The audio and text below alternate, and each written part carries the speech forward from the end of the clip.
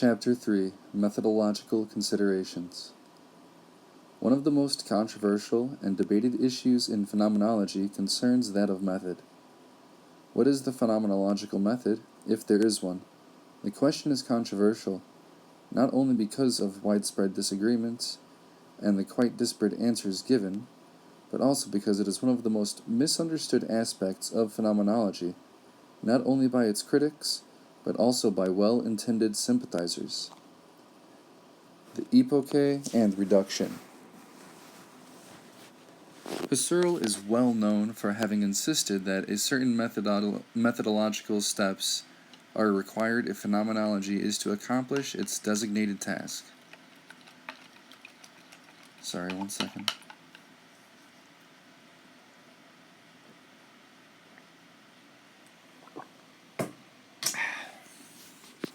Need a drink. Indeed, he even claimed that anybody who disregarded these steps would have no chance of comprehending what phenomenology was all about. But what is it that is at stake?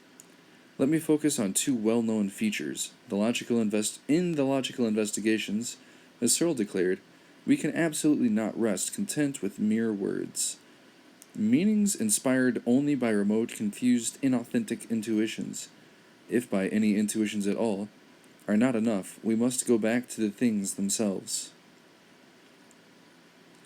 In later works, Husserl also insisted on the need for a particular bracketing or suspension, the performance of what he calls the epoche.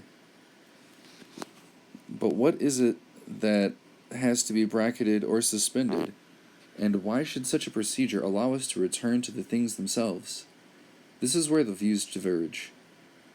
On one interpretation, the return to the things themselves is a turning away from theories, interpretations, and constructions. What we have to bracket is our preconceived ideas, our habits, our thoughts, our prejudices, and theoretical assumptions. Rather than arriving on the scene with a lot of theoretical baggage, the task of phenomenology is to effectuate an unprejudiced return towards the objects. We should arrive at the scene with an open mind in order to let the objects reveal themselves as what they are. We should focus on the things as they are encountered in experience, not on how we thought they were, and then base our definitions on careful descriptions. On this reading, phenomenology is very much a descriptive rather than deductive or speculative enterprise, the core of which is its rigorous intuitive method. Sometimes the description in question is taken to be one that seeks to disregard the particularity of the object in order to allow for a grasp of its essential features.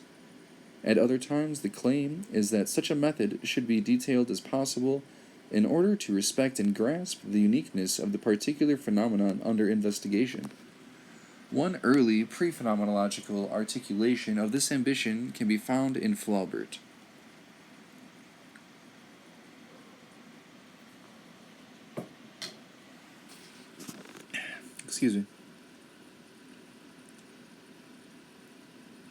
We have fallen into the habit of remembering, whenever we use our eyes, what people before us have thought of the things we are looking at. It's a goofy sentence. We have fallen into the habit of remembering, whenever we use our eyes, what people before us have thought of the things we are looking at. Even the slightest thing contains a little that is unknown. We must find it. To describe a blazing fire or a tree in a plain, we must remain before that fire or that tree until they no longer resemble for us any other tree or any other fire. There is another way to interpret the epoche, however. On this reading, what has to be bracketed or disregarded is not only traditional theories and prejudices, but also, even more importantly, our habitual and natural preoccupation with worldly objects and events. The aim of phenomenology is to reveal aspects and dimensions of our subjective lives that are standardly overlooked, due to our focus on and concern with objects.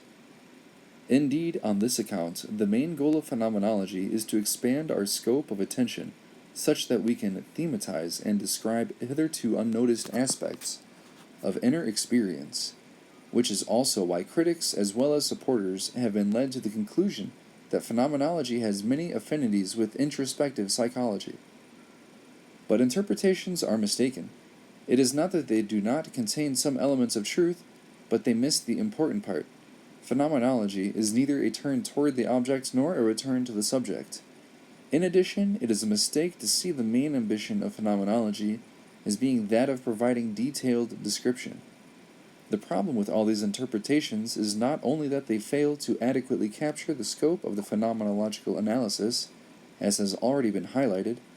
The aim of the phenomenological analysis is not to investigate either the object or the subject, either the world or the mind, but to investigate their interrelation or correlation.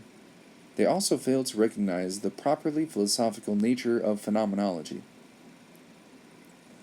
It is no coincidence that a purely descriptive endeavor devoid of systematic ambitions was dismissed by both Husserl and Scheler as a mere picture book phenomenology, simply amassing various descriptions, be they of individual experiences, this is what I am feeling here and now, or of particular objects, or of their more invariant essential structures, is a poor substitute for the systematic and argumentative work that is being done by phenomenological philosophers.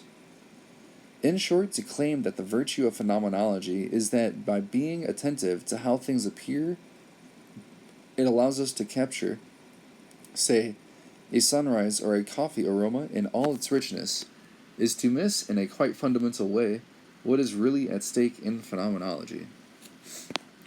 But what is, then, the correct interpretation? Before proposing an answer, let me briefly consider yet another misinterpretation which has also been quite influential. According to this interpretation, the performance of the epoche makes it clear that phenomenology, rather than being a metaphysical doctrine, is a methodological or metaphilosophical endeavor. What is that supposed to mean? The idea is that we, as phenomenologists, need to bracket and exclude from consideration that what we, as phenomenologists, need to bracket and exclude from consideration is the actually existing world. By adopting the phenomenological attitude, we focus on the phenomena and how things appear, on what they mean and how they matter to us. This is not to say that we only focus on experience and do not include the objects of experience, but the latter, the seen table, the touched pedal, the heard melody, are considered merely insofar as they figure in experience. Whether they really exist or not is phenomenologically irrelevant. On this interpretation, the real purpose of phenomenological bracketing is consequentially to limit the scope of investigation. There are simply certain issues that are excluded from consideration, certain questions that we as phenomenologists are not supposed to engage with. We might believe that we are directed at something extramental, something transcendent, something that is not contained in consciousness, and as phenomenologists, we should investigate this belief and our experiences of natural objects, artifacts, other people, works of art, social institutions, etc., but we are not entitled to say anything about the being of these entities themselves. As a phenomenologist, I can claim that I experience a lemon, that a lemon is appearing, that it seems as if there is a lemon in front of me, but I cannot, as a phenomenologist, affirm that there really is a lemon. To do the latter would be to make an illegitimate transition from phenomenology to a concern with how things appear, from a concern with how things appear and what meaning they have for me, to metaphysics, a concern with reality and real existence. As said, this misinterpretation has proven very influential. One problem it faces, however, is that both Heidegger and Merleau-Ponty, to mention just a few of the post-Husserlian phenomenologists, are quite explicit about their ontological commitments, about the extent to which their phenomenological work has a bearing on being. Heidegger declares, "There is no ontology alongside a phenomenology. Rather, scientific ontology is nothing but phenomenology." One way to cope with this challenge is to argue that phenomenology underwent a radical transformation after Husserl. whereas his conception of phenomenology did involve the aforementioned constraints. Later phenomenologists all abandoned his methodological moves and radically transformed the entire enterprise. Plenty of books have been written on the controversial relationship between Husserlian phenomenology and post-Husserlian existential or hermeneutical phenomenology. And it would lead too far into the context. It would lead too far in this context to address the relationship in any detail. Let me be quite open about my own take on the matter. However, I am unequivocally on the side of those who defend the continuity thesis, and who think that there is something like a phenomenological tradition with a set of common themes and concerns that have united and continue to unite its proponents. The most direct way to defend this interpretation is by showing that Husserl remained interested and preoccupied with the world and with true being, and that the purpose of the epoche is not to bracket either from consideration. But again, how should it then be understood? The proper way to interpret the epoche is to see it as involving not an exclusion of reality, but rather a suspension of a particular dogmatic attitude towards reality. An attitude that is operative not only in daily positive sciences, but also permeates our daily pre-theoretical life. Tablet gonna fit. Nice.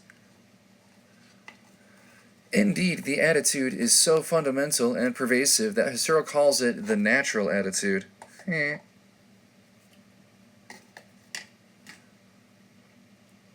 What is the attitude about? It is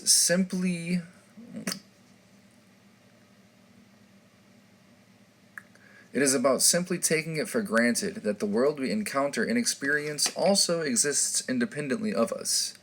Regardless of how natural and obvious it might be to think of reality as a self-subsisting entity, if philosophy is supposed to amount to a radical form of critical elucidation, it cannot simply take this kind of natural realism for granted. If philosophy is to deserve its credentials as a form of radical questioning, it cannot simply prejudice the answer beforehand.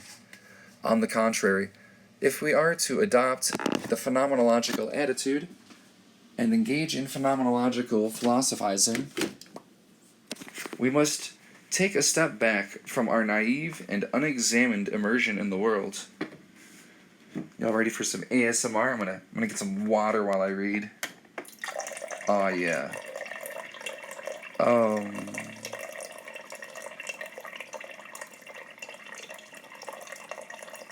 Where do I leave off? Philosophy, credentials. Take a step back, naive. By suspending this attitude and by thematizing the fact that reality is always revealed and examined from some perspective or another, reality is not lost from sight, but it is for the first time made accessible for philosophical inquiry. But why is it, then, that many have interpreted the epoche as involving an abstention from ontological claims, a disregard for questions concerning being? Husserl himself is partly to blame for some of the misinterpretations. Consider, for instance, his discussion in section 52 of the Crisis, where Husserl initially writes that the epoche brackets all worldly interests. Any interest in the being, actuality, or non-being of the world, i.e. any interest theoretically oriented toward knowledge of the world, and even any interest which is practical in the usual sense, with its dependence on the presuppositions of situational truths, is forbidden. But as he then explains one page later, this initial presentation is misleading. In the reorientation of the epoche, nothing is lost. None of the interests and ends of world life, and thus none of the ends of knowledge. But for all these things, their essential subjective correlates are exhibited, and thus the full and true ontic meaning of objective being, and thus all of objective truth, is set forth. to highlight that because God knows I want to talk to somebody about this. Oh, translate. Why did I hit that button? Purple for I got a question. Indeed, as he further explains, one of the most common misunderstandings of the epoche is that it involves a turning away from all natural human life interests. In reality, the so-called exclusion of the world is not an exclusion of the world, but an exclusion of a certain naive prejudice concerning the metaphysical status of the world. In short, the phenomenologist must cease to posit the world naively. The world is not lost as a result of the epoche. It doesn't involve a suspension of the being of the world, but rather aims at allowing for a discovery of the fundamental correlation between mind and world. Indeed, Husserl is quite emphatic about the fact that by adopting the phenomenological attitude and by engaging in the phenomenological reflection, we are supposed to be expanding rather than constraining our field of research. In Crisis, Husserl even compares the performance of the epoche to the transition from a two-dimensional to a three-dimensional life. By performing the epoche, we are supposed to effectuate a kind of gestalt shift, a change of perspective that enlarges our understanding by enabling new insights. Strictly speaking, however, the epoche is only the first step, the gate of entry.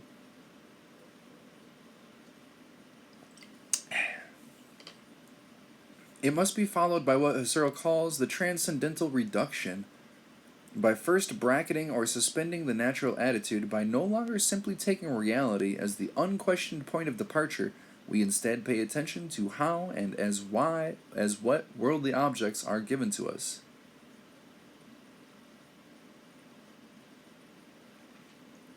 But in doing so, in analyzing how and as what any object presents itself to us, we also come to discover the intentional acts and the experiential structures in relation to which any appearing object must necessarily be understood.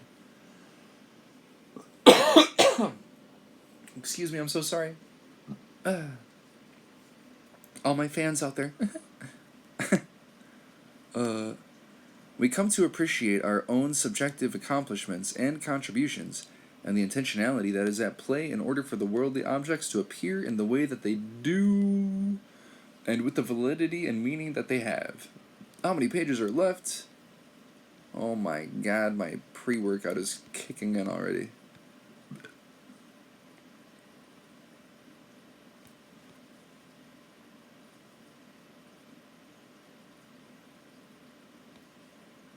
Where the frick was I?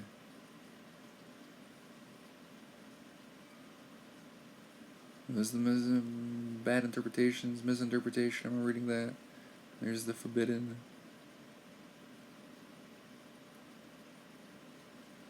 There we go. When Husserl talks of the transcendental reduction, what he has in mind is precisely the systematic analysis of this correlation between subjectivity and world. This is a more prolonged analysis that leads from the natural sphere back to reducer, its transcendental foundation. Both epoche and reduction can, consequentially, be seen as elements in a philosophical reflection, the purpose of which is to liberate us from our naturalistic dogmatism and make us aware of our own constitutive involvement, of the extent to which we are all involved in the process of constitution.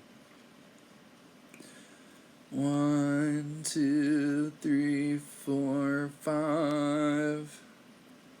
Yeah.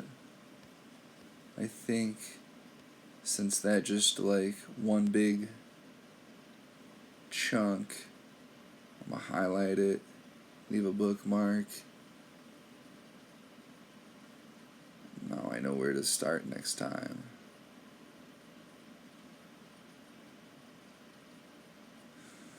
Alright, well, I'm gonna go and exercise. Have a good day. Well, I mean, I'll probably read more of this later today, so I'll talk to you later, Internet. Bye.